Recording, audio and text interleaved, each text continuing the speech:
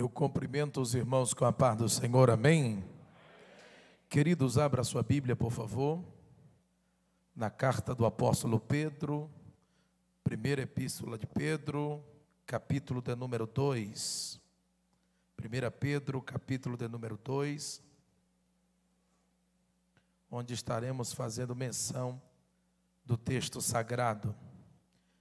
Enquanto você procura 1 Pedro, capítulo de número 2, eu quero magnificar os céus pelo privilégio que o Senhor concede-me de mais uma vez retornar a este santuário, desta feita, nesta oportunidade singular que o Senhor nos proporciona para adorar e bendizer o seu eterno nome. Louvar a Deus por fazer parte do Projetando 2022, aqui da DETAG do Recanto, e ao mesmo tempo poder cercar a mesa do Senhor ainda esta noite. É uma festa dupla. Viemos aqui para declarar algo novo para o nosso ano que se aproxima e ao mesmo tempo vamos celebrar na maior festa da igreja, que é o culto de Santa Ceia. Glória a Jesus por conta do que Ele está nos proporcionando esta noite. Quero louvar a Deus outro sim pela vida do vosso amado pastor. Prazer em revê-lo, pastor Saulo. Meu muito obrigado. Que Deus continue lhe dando graça, força e vitória e conduzindo os seus passos, fazendo o ID do Senhor. Em nome de Jesus, Deus abençoe primeiro vice-presidente, pastor Nils Tarcísio, que Deus de uma forma graciosa possa continuar lhe abençoando, assim como também o pastor Nilson e todos os demais pastores, obreiros da casa do Senhor. Meu sincero respeito e gratidão por vossas vidas. Eu não tenho dúvida, eu tenho certeza, e mais do que certeza, eu tenho convicção. Jesus se faz presente no nosso meio essa noite. Quero louvar a Deus outro sim pela vida da minha esposa, pela vida do meu filho. É bem na verdade que eu estou casado há 17 anos, mas eu não conto 17, eu conto 19. Porque eu conto desde o dia 13 de maio, às 8h30 da noite, numa quinta-feira, no ano de 2003, quando pela primeira vez os meus lábios tocou os lábios da minha esposa. E aprove o Senhor fazer-nos nos unirmos através da bênção do Senhor, e o fruto dessa aliança é o meu filho que está aí do lado. Jesus disse uma certa feita para mim: eu vou fazer coisas grandes na sua vida. Eu pensei, vou ficar rico. Mas era o menino que Jesus estava falando. Que Deus fala de um jeito e a gente tem a mania de entender de outro. O menino tem 1,85 de altura, agora acabou de completar 16 anos e calça 45 e 46. Se houver outro dilúvio, lá em casa já tem a arca. Para a glória de Deus. Quantos estão felizes com a vida da minha família? Diga amém. Então vamos para o texto sagrado.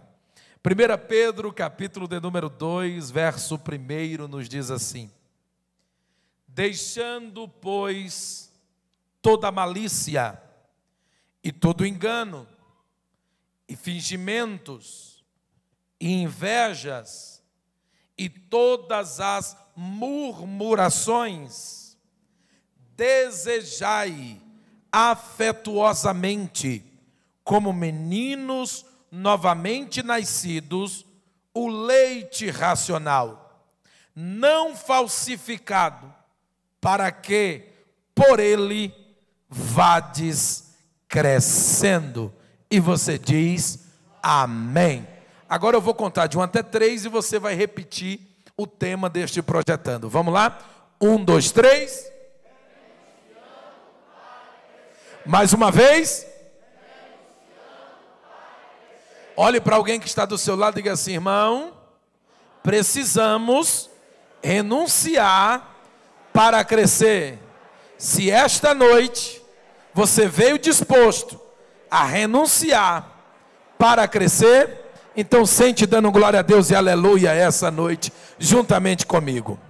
Glória a Deus. Maravilha.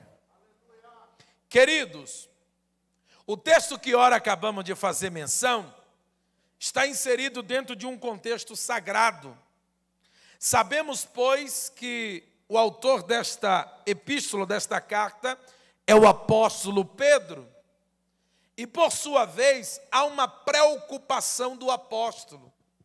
Haja vista que a preocupação do apóstolo Pedro é com os irmãos que ainda são novos convertidos. Irmãos esses que estão espalhados por 5 províncias. Se você olhar a primeira carta do apóstolo Pedro, no capítulo 1, do versículo 1 a seguir, você vai ver as 5 províncias onde o povo estava disperso. E por que o povo se dispersou? Tão somente por conta da perseguição que se desencadeou após a ressurreição de Jesus Cristo. Todos aqueles que mencionavam o nome de Jesus, todos aqueles que resolviam pregar a Jesus, todos aqueles que resolviam falar em nome de Jesus, curar em nome de Jesus, ou anunciar qualquer tipo de doutrina em nome de Jesus, este era digno de morte. Daí então o apóstolo Pedro agora se preocupa, e o intuito dele é orientar e ao mesmo tempo consolar a cada um desses irmãos que haviam se dispersado. Porém, esses irmãos são novos convertidos e precisam de orientações para que mantenha a sua fé firme e inabalável.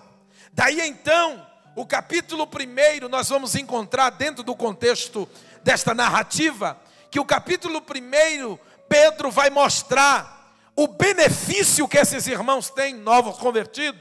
Aí no verso 2 ele declara que nós fomos eleitos segundo a presciência de Deus. Ou em outras palavras, Pedro está dizendo a esses irmãos que estão dispersos: vocês foram escolhidos pelo próprio Deus para estarem vivendo na plenitude, na graça do seu Filho chamado Jesus Cristo. Vocês são eleitos, escolhidos. E quando eu falo de eleição, quando eu falo de escolha, eu me lembro de Efésios capítulo 1, versículo de número 3 a seguir. Se não me falha a memória, a Bíblia vai dizer assim, que Deus nos elegeu nele, antes da fundação do mundo. O mundo ainda não havia sido criado, mas Deus já havia escolhido a cada um de nós. E o que é glorioso é saber que se o mundo não havia sido criado, aonde é que nós estávamos para que Deus tivesse nos escolhido? Aí a gente vai para Zacarias capítulo 12 e nós descobrimos que o Deus que estendeu os céus, o Deus que formou a terra, é o mesmo que gera o espírito do homem dentro dele. Então aí nós descobrimos que quando o mundo ainda não havia sido criado, e Deus está dizendo que nos escolheu, é por isso que a Bíblia o chama de Pai dos Espíritos. É porque eu e você já vivíamos dentro de Deus. Eu e você tivemos uma vida antes dessa. E a vida que nós tínhamos antes dessa era uma vida em santidade, era uma vida em amor e era uma vida em comunhão com o Todo-Poderoso. Aí agora Deus toma uma decisão. Qual é? Deus escolhe a família que você vai nascer, Deus escolhe a parentela que vai lançar você.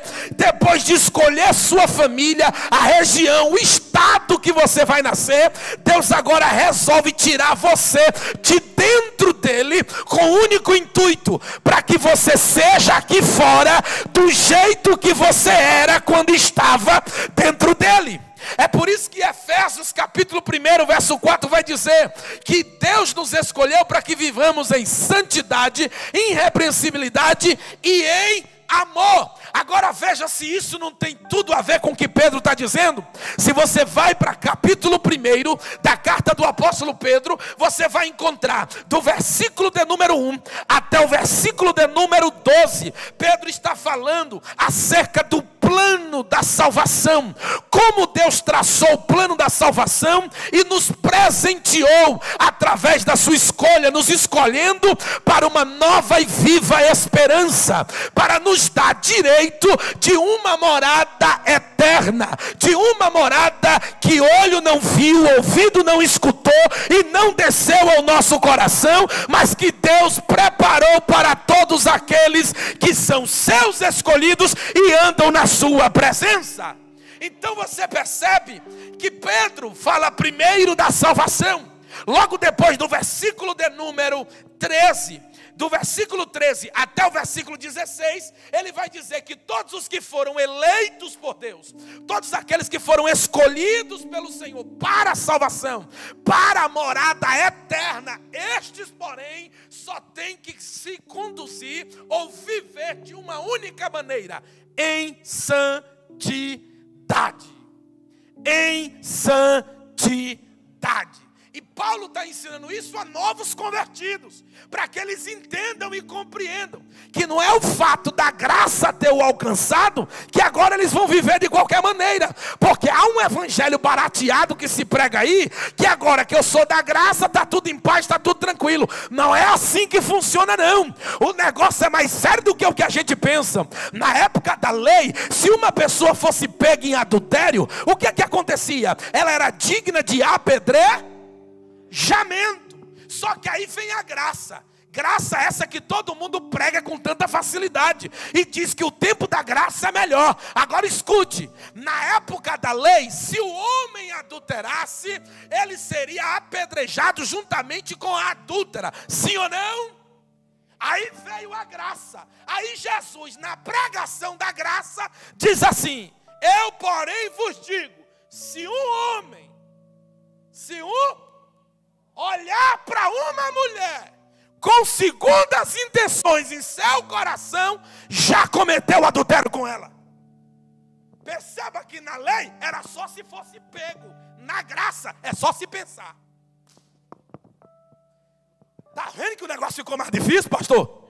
Está vendo que o negócio ficou mais sério? Aí hoje a gente nos reunimos aqui com uma temática como essa: renunciando para crescer. E coisa difícil é renunciar, é abrir mão, é abdicar de nossos possíveis direitos. Porque hoje nós vivemos dentro de uma cultura social aonde todo mundo quer ter direito, porém ninguém quer ter deveres. Só que esta noite Deus nos reuniu para entender que a igreja que vai morar no céu, ela tem direito, tem, mas ela tem deveres a cumprir. Ela não é uma igreja largada, sem doutrina e vive ao léu, não. Ela tem dono, ela tem regra, ela tem princípio, ela tem valor, ela tem objetivo, ela sabe da onde veio, como vai viver e para onde vai. Aleluia! Glória a Deus. Então essa é a mensagem do apóstolo Pedro, trazendo a santidade aos novos irmãos, para que eles se apeguem à santidade, tornem-se santos. Logo depois do versículo 17 até o versículo de número 21, até o versículo de número 20, ele vai falar sobre a reverência. Como devemos nos comportar diante do Senhor, como devemos nos render diante dele, sendo reverente não somente a ele, mas todos os seus estatutos, mandamentos, princípios e leis.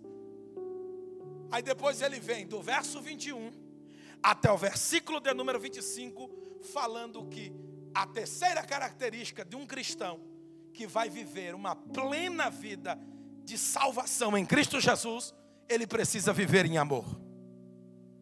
Agora abra a boca comigo e diga assim: para viver em amor, eu preciso renunciar ao ódio. Para viver em amor, eu preciso renunciar à guerra. Para viver o amor, eu preciso renunciar às incertezas, às dúvidas, o orgulho, a soberba, a avareza, a presunção, a mentira, o engano. É por isso que ele começa o capítulo 2 dizendo assim, ó: deixando. Porque quem é cidadão do céu aprende a deixar as coisas da terra para a terra. Porque não somos desta terra, somos peregrinos em terras estranhas. Já já a caravana do arrebatamento está passando e nós entraremos nela e subiremos para encontrar o noivo. pode chegar lá cheio de bagulho, não, irmão. Tem gente, já viu aquele tipo de gente que vai fazer uma viagem e ele leva a casa na viagem? Galinha, papagato, cachorro, umas 50 caixas, panela, porque ele acha que vai passar fome quando chegar lá. Aí ele sai levando tudo. E aí não sobra espaço para outro que está querendo levar uma coisinha também. Por quê? Porque ele já levou tudo, ocupou todo o espaço. A caravana que vai subir é uma caravana de renúncia. A gente precisa renunciar aos prazeres desta vida, os prazeres terrenos, porque há um prazer maior e melhor. O verdadeiro cristão que entende que tem uma morada permanente lhe aguardando lá na glória, ele se abstém das coisas desta vida. É por isso que o apóstolo Pedro diz assim, ó, deixando toda malícia. Irmão, tem crente malicioso? Oh, se tem. Oh, se tem. Deixando toda malícia. Tem crente tão malicioso que o pastor diz assim para a líder do departamento: ô irmão, eu queria que a senhora preparasse, ornamentasse, comprasse umas coisas para ornamentar o culto, que eu quero fazer um culto diferente, tá lá. Só que a outra tem inveja da irmã. Aí a outra é maliciosa. Aí o que ela faz? Ela vai lá primeiro, compra tudo e diz: ok, pastor Saulo, eu trouxe para o senhor pediu. Ele: não, irmã, mas eu não pedi para você não. Eu pedi foi para a irmã fulana. Não, mas pastor, porque eu vi que o senhor estava precisando, aí eu quis ajudar. Eu quis ajudar. Malícia. Está de olho na posição da outra, no carro que é da outra. Só que Deus é especialista. Quando Deus vê que um crente está querendo o lugar do outro, sabe o que Deus faz? Deus diz: meu filho, descanse esse ano. Descanse. Esse ano você não vai ficar com cargo nenhum. Ainda bem que é o mês de dezembro, você não vai ficar com cargo nenhum. Descanse. Ela ficou muitos anos. Porque eu vou dar oportunidade para quem vive a vida toda dizendo que faz melhor do que você. E aí a pessoa vem: pastor, eu estou muito cansado. Pastor, não, tudo bem, realmente, você cuidou muito tempo. Não tem problema não, vamos dar oportunidade para outra pessoa. Aí: irmão, tá vaga de líder de departamento, tal. Aí a pessoa está lá quase assim com um cartaz, ó.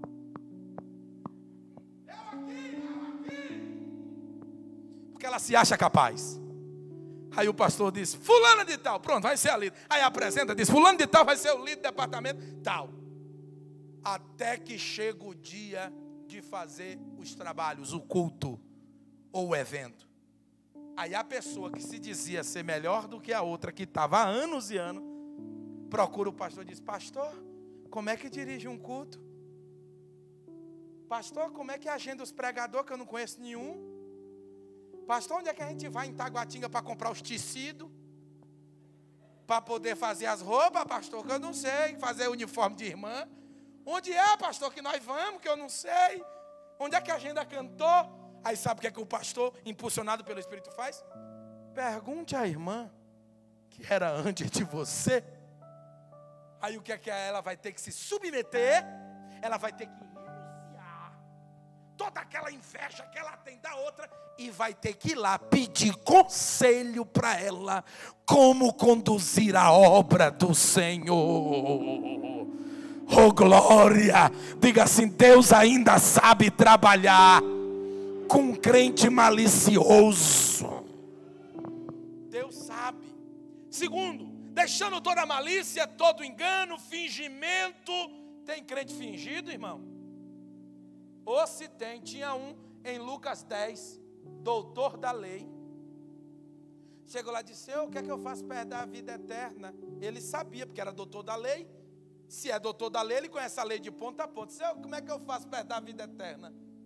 Aí Jesus diz: como é que está escrito, como é que tu interpreta? Aí ele diz: amarás ao Senhor teu Deus de todo o teu coração, de toda a tua alma, de todo o teu entendimento, e ao próximo como a ti mesmo. Jesus disse: disseste bem, agora tem um porém, faze isso e viverás. Jesus está mostrando para ele que ele sabia muito, conhecia muito, mas não praticava.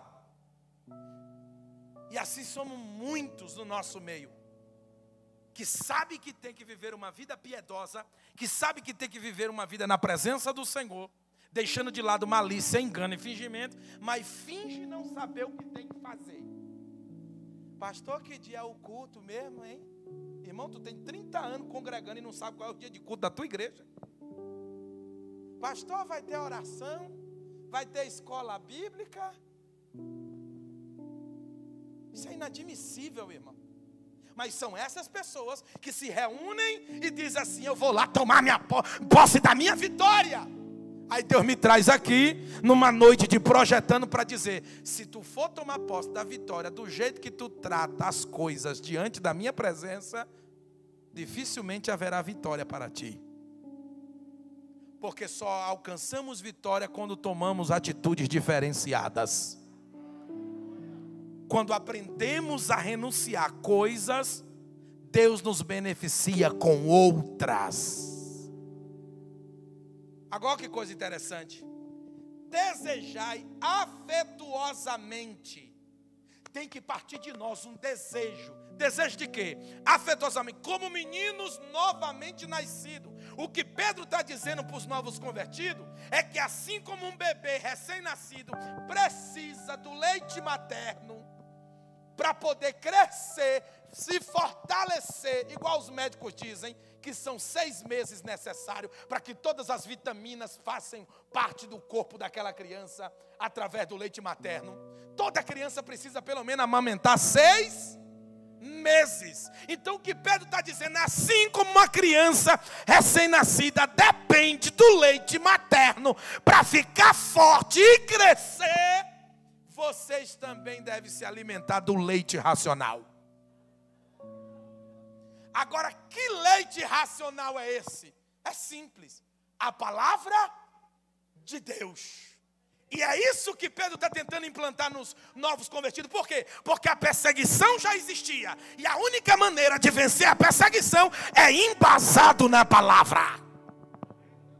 Por quê? Porque é a palavra que nos faz crescer.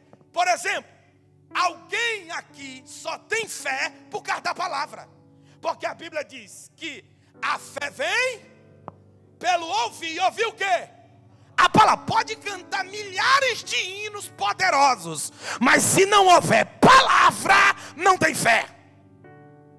Só há produção de fé se houver palavra. Porque é a palavra que é o sustentáculo e a base e a bússola da verdadeira igreja que renuncia ao mundo. Sem a palavra a gente não vai. Sem a palavra a gente não triunfa. E coisa boa é quando a gente aprende a renunciar. Porque quando a gente renuncia, a gente passa a viver coisas melhores. Vou lhe dar um exemplo. Lucas 22. Quem nunca leu essa passagem? Lucas 22, Jesus chega assim para Pedro e João e diz assim, ó: ide e procurai um lugar para que possamos comer a Páscoa. Jesus deu liberdade a eles.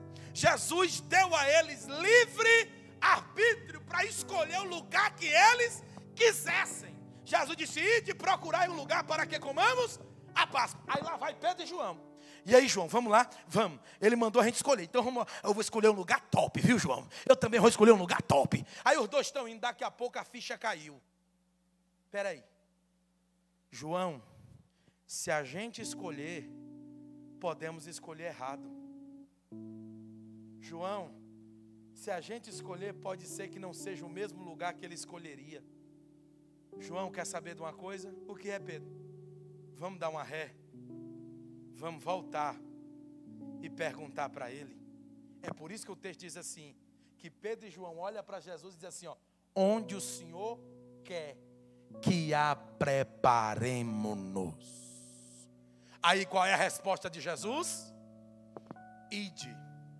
Ao entrardes na cidade, encontrareis um homem carregando um cântaro de água. Segui-o e entrai aonde ele entrar. Pergunta que não quer calar: já havia o lugar?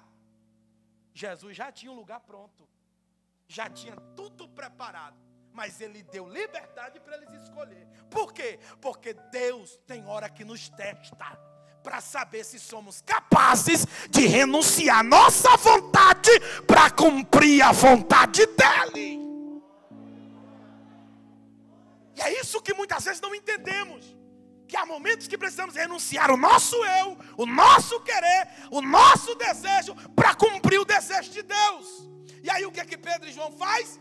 renuncia e agora recebe uma ordem: ide, e ao entrardes na cidade encontrareis um homem carregando cântaro de água. Pergunta que não quer calar: na cultura judaica, homem pode carregar cântaro? Não, mas esse carregou, foi o único. Não tem pai, não tem mãe, mas a Bíblia está dizendo que esse homem carregou, e foi a única vez que ele aparece. Nunca mais ele aparece. Sabe por quê? Porque esse homem é um tipo legal do Espírito Santo. Por quê? Porque a Bíblia toda nos manda seguir a quem? A Jesus. Siga Jesus, ande com Jesus, vá atrás de Jesus. Agora o próprio Jesus está dizendo: ide e segui o homem do cântaro, e entre aonde ele entrar. Sabe o que a Bíblia está dizendo? Que crente só pisa o pé aonde o Espírito pisa. Aonde o Espírito chega, o crente também pode chegar. Profetiza para alguém, diga assim: está na hora de renunciar a alguns lugares. Eu só posso colocar a planta do meu pé aonde o Espírito é capaz de botar o dele. Se o Espírito Santo não pode estar no ambiente como filho de Deus, eu também não posso estar lá. E só através da renúncia podemos entender esses mistérios, irmão. Ou a gente renuncia às coisas desta vida para viver o que Deus preparou no século futuro, na glória para nós, ou vamos viver a vida toda perdendo tempo aqui embaixo. E vamos entrar naquele outro grupo: Senhor, em teu nome eu profetizei. Jesus vai dizer: que bom, mas fique de fora, não te conheço. E eu não quero que ninguém dos que me ouvem esta noite possa ter que ouvir uma palavra como essa da boca de Jesus. O meu intuito é que todos nós possamos ouvir: vinde benditos de meu Pai, e possuir o reino que é dado a vocês por herança, e que está preparado desde a fundação do mundo. Crente que renuncia, ele abre mão das coisas da terra para viver os propósitos do céu. Vou lhe dar um exemplo, depois eu prego essa outra mensagem que eu vou lhe dar exemplo agora, eu prego de uma outra vez. Quando você vai para falar de renúncia, você precisa ir a Gênesis 26. O que é que a Bíblia diz? E havia uma fome nos tempos de Isaac, semelhante à fome que houve no tempo de Abraão. Por que a Bíblia está mencionando que Isaac está vivenciando um período de fome e a fome era igual a do pai? É simples, é Deus já mostrando para Isaac: se houve fome no teu pai, na época de teu pai, e teu pai venceu, te alegra, rapaz, tu vai vencer também. Já é Deus encorajando Isaac, dizendo: a fome não matou teu pai, ela também não vai te matar, porque assim como foi com teu pai, eu também serei contigo. Agora tudo isso depende de você, depende da sua conduta na minha presença. Aí o que a Bíblia diz? Que Isaac está fugindo da cidade que está por causa da crise, da fome. E por que ele está indo embora? Não é porque a fome que está sendo mencionada lá é porque não tinha o que comer, não é nada disso. É porque ele estava plantando e a terra não estava gerando nada. E essa fome de Gênesis 26 não é uma fome generalizada, é uma fome territorial, porque no Egito tinha comida. Então não era geral, não era global, era territorial. A fome só estava acontecendo em algumas regiões, e principalmente aqui Isaac estava. Agora escute, a fome chegou, diga: a fome chegou. Aí o que é que Isaac fez? Olhou para a mulher e os meninos disseram: vamos embora, porque aqui não está dando certo mais. Por quê, amor? Estou plantando e a terra não está gerando nada. Sabe o que a Bíblia está demonstrando? Que a terra onde ele está dizendo não para ele. Está dizendo não. E uma das coisas que os crentes que aprenderam a renunciar às coisas dessa terra, precisa aprender a lidar com os nãos da vida. Tem crente que não sabe lidar com os nãos que a vida lhe proporciona. Quando Isaac ouve a palavra não da terra, ou seja, plante o que quiser, mas eu não gero nada, o que é que Isaac faz? Toma uma atitude. Levanta acampamento, pega a mulher e diz: se não dá certo aqui, vamos atrás da onde vai dar certo, porque o Senhor é conosco. Aí a Bíblia diz que quando ele sai, versículo 2, E apareceu-lhe o Senhor. Espera aí, quando é que o Senhor apareceu? Quando ele saiu. Quando ele saiu. Sabe o que a Bíblia está ensinando? Que Deus está mais preocupado com nossas atitudes para poder nos abençoar do que com a nossa inércia. Tem crentes que a vida toda, não, está tudo bem desse jeito mesmo, Jesus vai voltar, o mundo está indo de mal a pior, já está escrito o Apocalipse, cavalo amarelo, cavalo vermelho, cavalo rosa, vai acontecer tudo isso mesmo. Eu vou viver aqui, enquanto eu viver está bom, quando eu não viver. Não é nada disso. Você pode mudar o quadro e a circunstância do seu viver mediante as suas atitudes. Quando Isaac sai, atitude. O que é que a Bíblia diz? E apareceu-lhe o Senhor. Então o Senhor só aparece para quem toma atitude. Aí quando o Senhor aparece, olha a primeira palavra que o Senhor diz para ele. Isaac viu o Senhor e disse: eita, agora eu estou na bênção. O Senhor me encontrou, eu encontrei o Senhor, agora eu vou ser abençoado. Senhor, Senhor. Aí Jeová disse: não! Não o quê? Não! A primeira palavra que Deus dá a Isaac é não. Qual é a palavra? Agora pare para observar. Ele já tinha ouvido o não da terra. Aí agora ele está ouvindo o não de quem? Do próprio Deus. Agora são dois nãos distintos. É Deus ensinando a seu filho a saber lidar com os nãos. Porque um não foi para sair. E o outro não é para ficar. Deus olha para Isaac e diz assim: ó, não desças ao Egito. Fica na terra em que eu te disser. Porque o desejo e a vontade de Isaac era ir para onde? Porque ele aprendeu com o pai. E nós temos essa mania velha nossa também. Nossos pais fizeram errado e a gente quer fazer do mesmo jeito. Abraão foi para o Egito, entrou lá mentindo, e Isaac quer fazer a mesma coisa. Aí Deus, já conhecendo o nosso coração, nossos desejos, diz: não desças ao Egito. Então, para não descer o Egito, ele tem que fazer o quê? Renunciar a seus desejos. Porque ele quer ir ao Egito. O Egito é que é bom. O Egito é que tem comida, fartura, ralabucho. É no Egito que a gente ciranda. É no Egito que a gente não dá satisfação a ninguém. É no Egito que a gente bate no peito de que quem paga minhas contas sou eu. Eu não estou nem aí. Eu vivo do jeito que eu quero. O dinheiro é meu. Só que aí Jeová está dizendo: não desças ao Egito. Fique na terra em que eu te disser.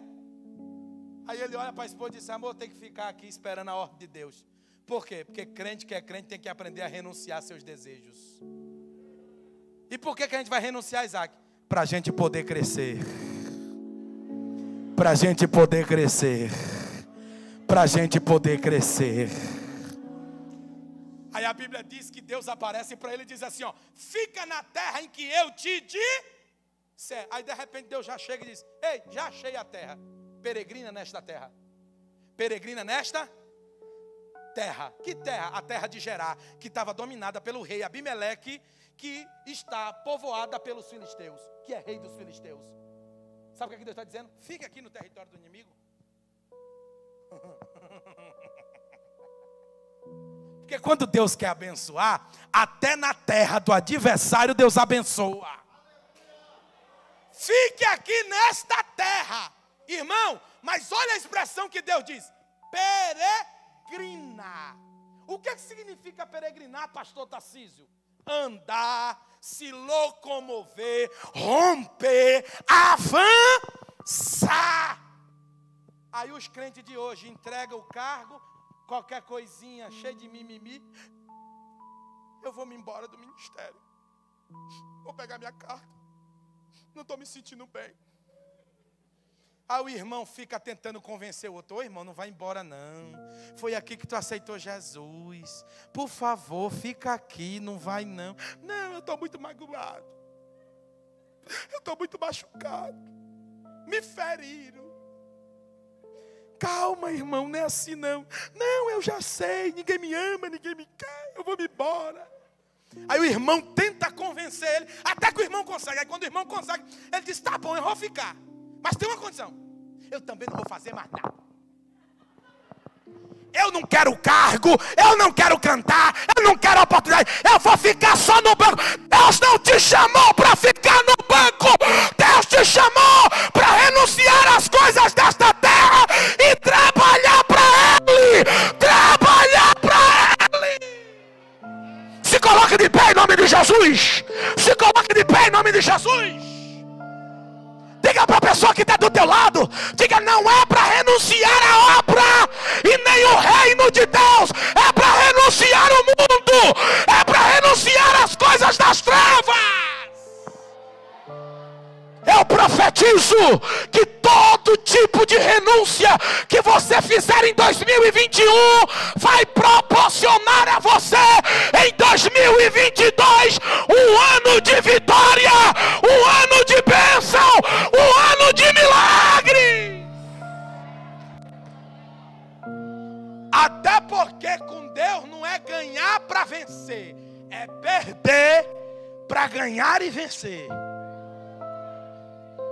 Ou tu nunca ouviu o que Jesus disse? Quem quiser ganhar a sua vida, perdê-la. Eita, como isso é gostoso de ouvir. Ah, eu queria tanto isso. Pois continue só querendo, viu?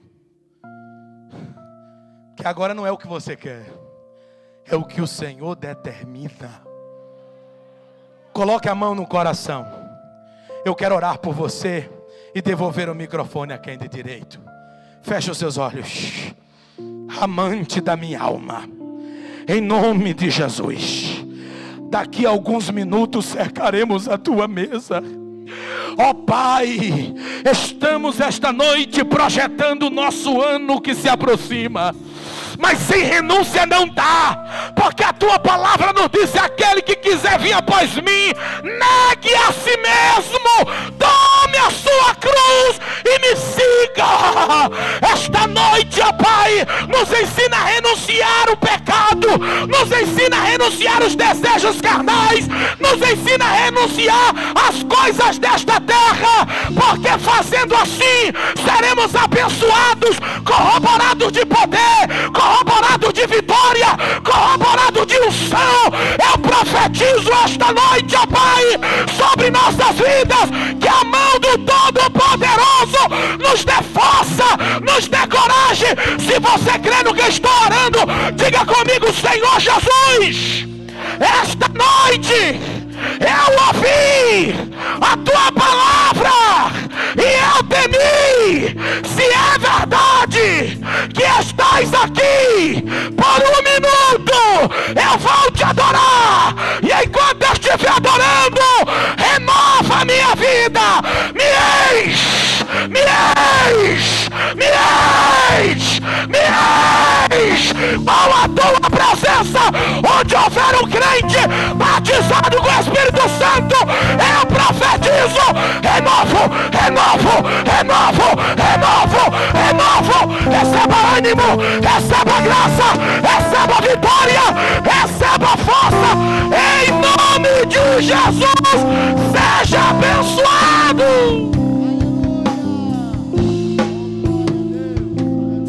Aplauda o nome de Jesus essa noite.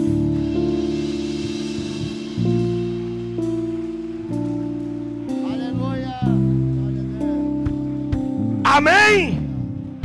Diga para alguém que está do teu lado: com Cristo, perder é ganhar. Glória a Deus.